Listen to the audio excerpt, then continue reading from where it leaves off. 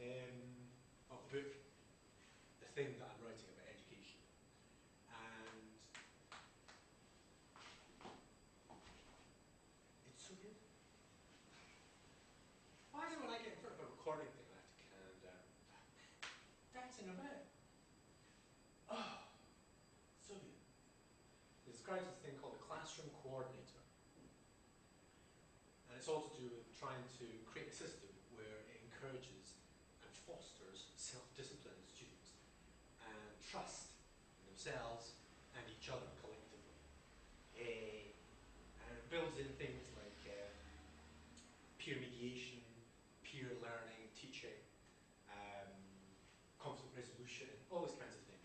It's all integrated, and it's all to do with trust of individuals. And the role that I've created is called classroom coordinator. And anyway, in the particular section, I've got like 70 little sections. And it happens to be number 42. Now, why is that funny? It's just funny. It's just funny.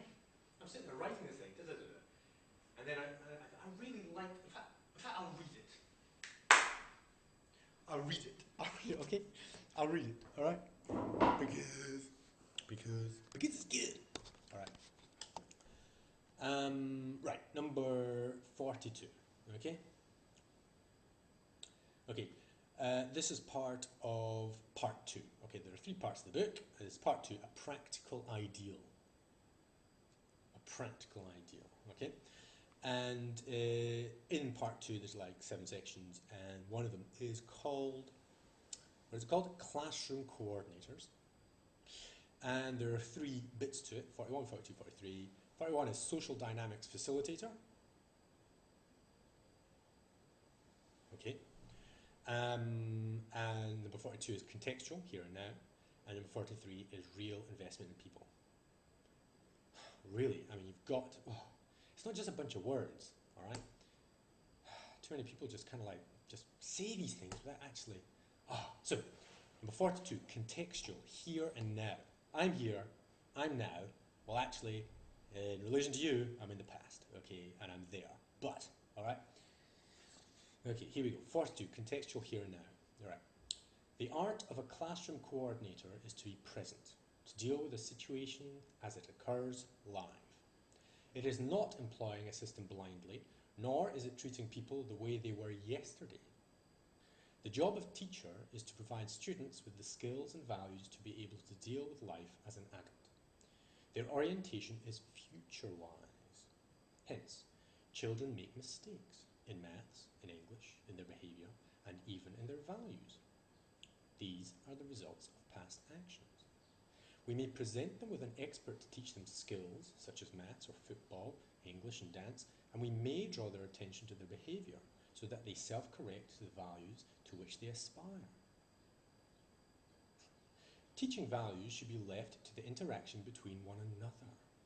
That's good, I'm going to read that again. Teaching values should be left to the interaction between one another, a process formed and reformed very much in the now. The hardest lesson for those which we confront within ourselves, the hardest lessons are those we confront within ourselves, those we accept with our own free will, and when we confront ourselves and attempt to modify deeply ingrained prejudices. Whoa. A classroom coordinator needs to be present, without baggage, in order to take advantage of any moment when a student enlightens. Their awareness expands as they exhibit the courage to overcome internal fears, as they learn something new, as they form themselves.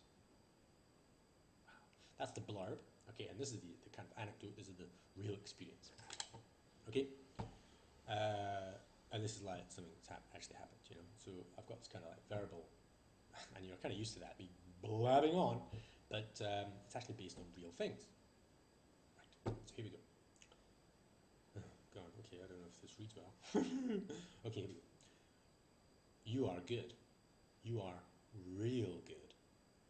Their eyes were on me, their attention direct and calm. It was like looking at the sea, sparkling with sunlight, the air completely still. Such a rare thing. I didn't have to ask for your attention. I certainly didn't need to demand it. You gave me your attention. They all sat forwards in their chairs, leaning towards me. I pointed at them. All of you, every one of you, this class is good. You're good. How did it come to this? It was my first lesson with the class. I don't really plan anything. Nominally, I know what the work we might do, but I place the liveness, the relationship which we form, as paramount. So I don't think about anything much, actually. I stood at the doorway as they arrived. This is standard practice, to greet the class. But the actual practice is the living of it. I would say hello and engage them. A few confident students blossom into young adulthood, or perhaps the innocence of childhood, would return my greeting, but only a few. Quite a lot would acknowledge my existence, but not directly. Perhaps look at my shoes as they walk by, or glance back at me, or hold onto their books a little tighter. Slightly less confident, becoming aware of themselves in that peculiar way we have all experienced at some time in our lives. These I would follow. I would move with them for a step into the class, trying to catch their attention, encourage them to give me eye contact, just indicate to them that yes, I had noticed them, yes, I am alive, and yes, we are going to be together in a room. And the rest of the students just just flit by, oblivious to my greeting, often caught in their incredibly important social lives. But even some of these glance back, as if double-taking. Maybe I have done enough.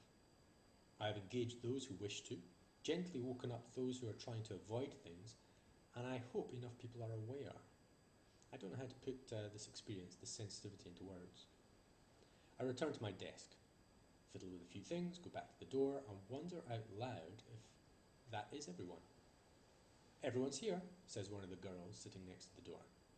I thank them politely, but don't give them my full attention. I stand at the door, out into the corridor, grasp my hands with anticipation of the work ahead. Go back into the class, wander a bit more. I think I go to the board and write up the date.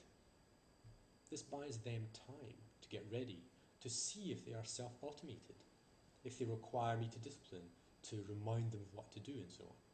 I don't really focus on them, just let them get on with their things as I get on with mine. Preparing. I eventually stand in front of them, my head down. I take a breath, lift up my head, ready to launch into some kind of introduction. And they are all looking at me, all seated. It is silent and completely calm.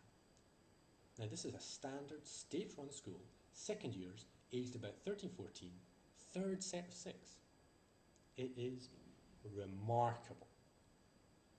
They give me their attention, and I returned it graciously, remarking on its fine and valuable quality. I was lucky I noticed it. You're good.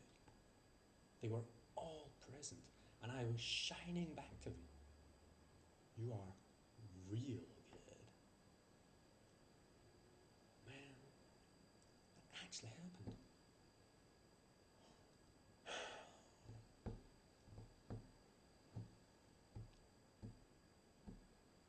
Gonna have to dance. Gonna have to dance. Gonna have to dance. Gonna have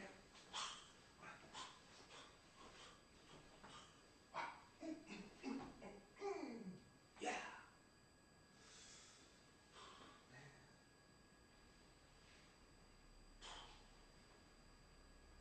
So good.